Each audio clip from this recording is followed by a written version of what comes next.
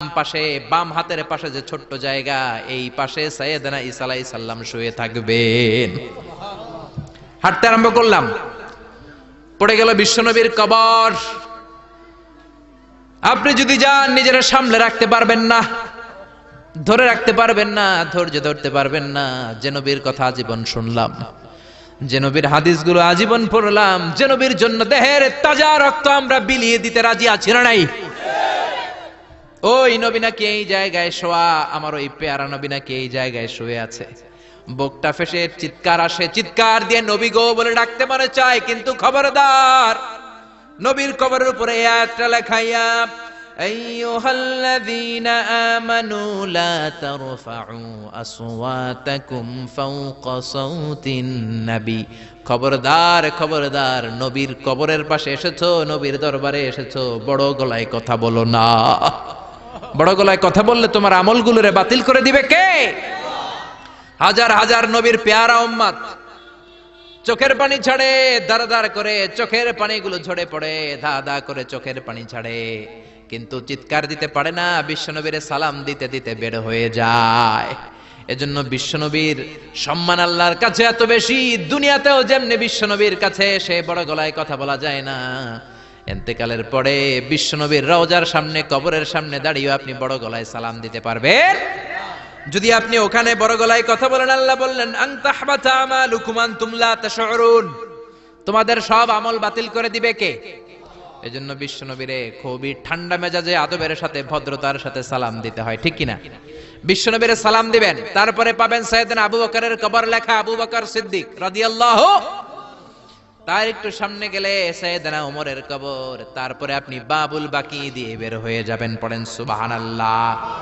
এরপরে আল্লাহ বললেন ইন্নাল্লাযীনা ইউনাদুনাকা মিন ওয়ারাইল হুজুরাতি আকসারুহুম লা ইয়াকিলুন। ও নবী, আপনার বিবিদের কামরার বাইরে থেকে যারা আপনারে বেয়াদবের মতো ডাকে, এরা বেআক্কেল। লা ইয়াকিলুন মানে কি? বেআক্কেল, আকল নাই। বনু তামিমের লোকগুলো এসেছে, সভ্যতার ছোঁয়া গায়ে লাগে নাই, বেদুইন, এরা ভদ্রতা জানে না। বিশ্বনবীর ঘরে এসে ডাকা শুরু করছে, ইয়া মুহাম্মদ, ইয়া মুহাম্মদ, উখরুজ ইলাইনা, উখরুজ ইলাইনা। ও মুহাম্মদ, বাড়ি আছো নাকি? বাড়ি আছো নাকি? বেরো বেরো। আদব না বেয়াদব? জোরে বলেন। আল্লাহ ধমক দিলেন, বললেন আকসারুহুম লা ইয়াকুলুন, এগুলার আকল নাই, মুখ মাফি, আকল মাফি, আকল নাই, মগজ নাই, মাথার ভিতরে কোনো ঘিলু নাই। কারণ যেন তেন লোকের কাছে তুমি আসো নাই, এটা নবীর দরবার, ভদ্রতার দরকার আছে না নাই? আল্লাহ বললেন ওয়ালাউ আন্নাহুম সাবারু, যদি এই লোকগুলো বেয়াদবি না করে ধৈর্য ধরতো, কতক্ষণ? হাত্তা তাখরুজা ইলাইহিম, যতক্ষণ না বিশ্বনবী তাদের কাছে বের না হয়, লাকানা খায়রাল লাহুম, এটাই তাদের জন্য ভালো হতো। কার কথা? এজন্য কারো বাসায় গেলে ধৈর্য ধরবেন। আল্লাহ বললেন এই বেয়াক্কেল গুলো অন্য মানুষের মতো, বন্ধুর বাড়িতে গেলে যেমনি ডাকে, এই কলিমুদ্দিন, এই, নবীর বাড়িতে যেও ডাকা শুরু করছে, এই মুহাম্মদ, এই উখরুজ ইলাইনা, বেরো। এটা কি বন্ধুর বাড়ি নাকি বিয়ের বাড়ি নাকি? এটা বিশ্বনবী, আখিরি নবী, আখিরি জামানার পয়গম্বর। বিশ্বনবীর সম্মান আল্লাহর কাছে আছে না নাই? যে আল্লাহ বিশ্বনবীর কাছে কথা কইতে রইলে সম্মান দিয়া বলে, তুমি কোন সলিমুদ্দি আর কলিমুদ্দি, ঠিক কি না? এজন্য ভদ্রতার সাথে ডাকো, ধৈর্য ধরো, যতক্ষণ না নবী বের হয়। বিশ্বনবী কাইলুলা করতেছিলেন। কি করতেছিলেন? দুপুরের খাবার খেয়ে এক বিবির ঘরে কাইলুলা করতেছিলেন। আল কাইলুলা মানে হচ্ছে ঘুম আর জাগ্রত থাকার মাঝামাঝি একটা অবস্থা, টসিং এন্ড টার্নিং, ডান পাশ হওয়া বাম পাশ হয় না, খাওয়ার পর একটু গড়াগড়ি দিতে ভালো লাগে, শীতকালে এটা বেশি ভালো লাগে, ঠিক কি না? এরকম গড়াগড়ি দিলে পেটের ভাত তাড়াতাড়ি হজম হয়ে যায়। সুবহানাল্লাহ কইবেন না? বিশ্বনবীর সুন্নাহ যেখানেই আছে ওখানে বরকত বেশি না কম? বিশ্বনবী কাইলুলা করতেছিলেন, ওরা এসে বেয়াক্কেলের মতো ডাকতে শুরু করলেন, ও মুহাম্মদ, ও মুহাম্মদ। আল্লাহ বললেন ওরা যদি ধৈর্য ধরতো ওদের জন্যই ভালো হতো। এজন্য কারো বাসায় গেলে তাড়াহুড়ো করবেন না। অনেকে এমপি সাহেবের বাসায় যায়, সিগনেচার লাগবে, এই কাজ ওই কাজ, এমপি সাহেব বের হওয়া পর্যন্ত অপেক্ষা করবেন, এটাই ভদ্রতা। পাগল হয়ে যায়, আসে না কেন? আরে আসে না কেন? হুজুরের বাসায় যায় দেখা করার জন্য, হুজুর বের হয় না কেন? হায় হায়, আসে না কেন? এরকম অভিযোগ আছে না নাই? আরে হুজুরও তো মানুষ, হুজুরের তো বাসায় একটা পেরেশানি থাকতে পারে, একটা ঝামেলা চলতে পারে, তার ওযু গোসলের দরকার হতে পারে, তারপরে ফ্রেশ হয়ে আপনার কাছে আসা লাগবে। চিল্লা এখন ঠিক কি না? এগুলো বুঝবেন, না হলে আপনারাও বেয়াক্কেল। আল্লাহ বললেন দুনিয়ার যারাই এই সিস্টেম মানে না, এই পন্থাগুলো অনুসরণ করে না, এগুলো মুখ মাফি, আকল নাই, ব্যাককেল বলে আল্লাহ গালি দিচ্ছে। এজন্য ধৈর্য ধরবেন। আর সবচেয়ে বেটার, কারো বাসায় যাওয়ার আগে অ্যাপয়েন্টমেন্ট নিয়ে যাবেন। কি নিয়ে? আগে ফোন করে অ্যাপয়েন্টমেন্ট নিয়ে যাবেন, তারপরে সালাম দিয়ে ঢুকবেন। 3 বার দরজায় নক করবেন, আর দরজার দিকে সরাসরি মুখোমুখি হয়ে দাঁড়াবেন না। বিশ্বনবী বলেছেন, হয় ডান দিকে হয়ে দাঁড়াও, নয় বাম দিকে হয়ে দাঁড়াও। কেননা হুট করে কোন নারী যদি খুলে, চেহারার সাথে চেহারা আছে না নাই? ঝামেলা আছে না নাই? দুইজনের মাঝখানে শয়তান বাবু আছে না নাই? এজন্য নারীরা খবরদার, দরজা খোলার সময় সাবধানে, আগে সামান্য একটু খুলে উকি দিয়ে দেখবেন কে এসেছে, ঠিক কি না? ফোন রিসিভ করার সময় সাবধান, স্বামীর ফোন যত কম রিসিভ করা যায়। যদি রিসিভ করেন বলবেন স্বামী ঘরে নাই, টয়লেটে গিয়েছে বলে কাট করে দিবেন, কেটে দিবেন। লম্বা আলাপের কোনো দরকার, কারণ ফোনের এপাশ থেকে আপনি, ওই পাশ থেকে ওই লোক, মাঝখানে শয়তান আছে না নাই? এজন্য খবরদার, কারো বাসায় গেলে আগে সালাম দিবেন। এই যে শুরুতে আমি বলেছি, এটা সামাজিক রীতিনীতির সূরা, social attitudes in Islam, decent manner, social manner আল্লাহ আপনাকে শিখাচ্ছে।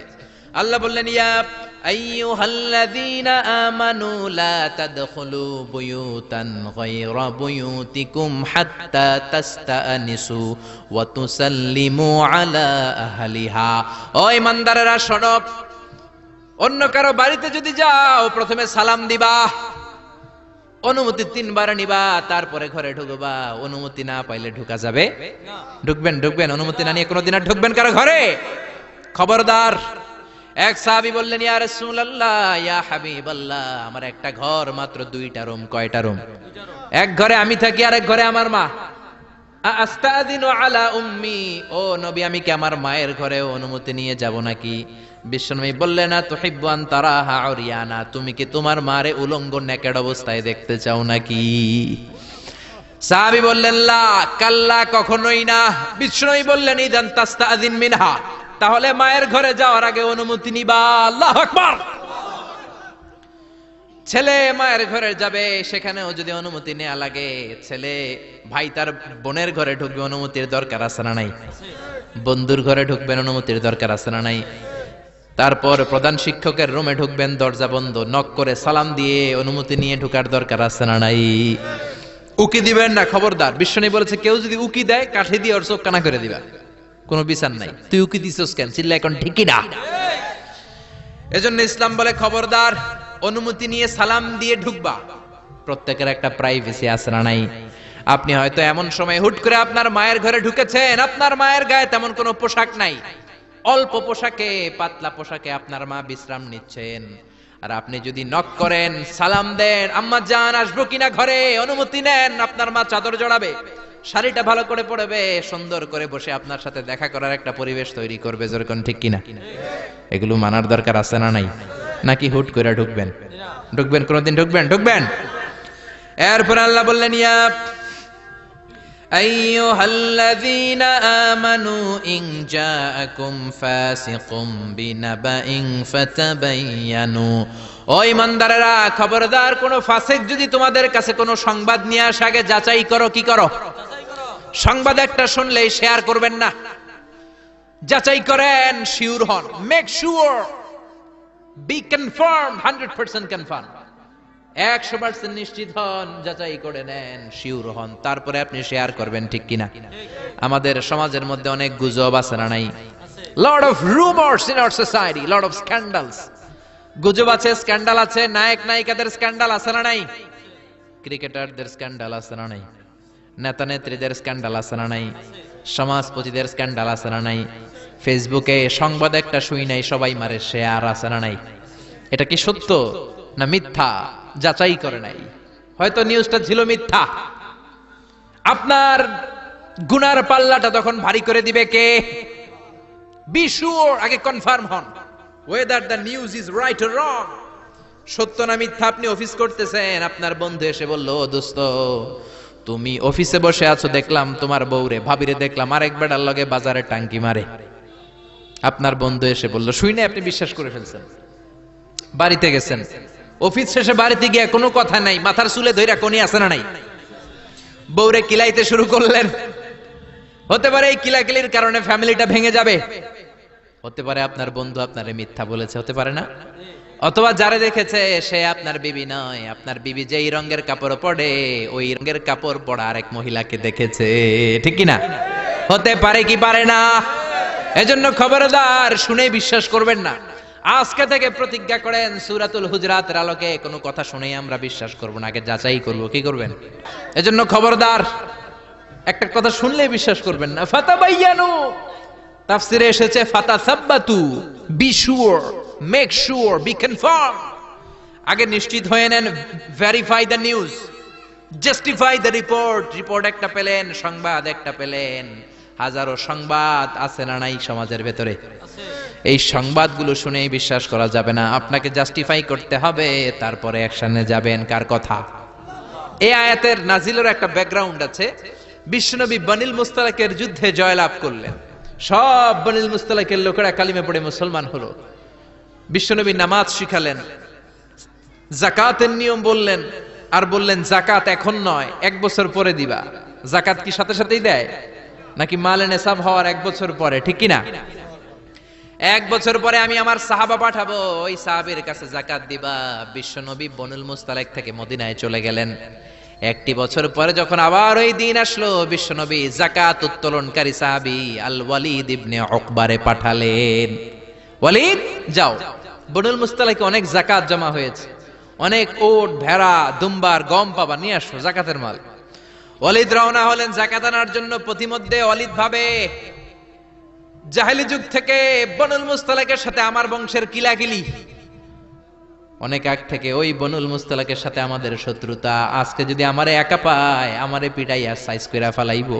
এক কাজ করি, না যাই, না যাই বানায় একটা মিছা কথা কই নবীর কাছে। মাঝপথ থেকে অ্যাবাউট টার্ন ফিরে এসেছে, এসে বলি ইয়া রাসূলুল্লাহ যাকাত দেয় না, সব কাফের হয়ে গেছে, আমারে রামদা দিয়া দাবরানি দিছে, আমি দৌড়ে কোন রকম জানে পালায়া বাঁচছি।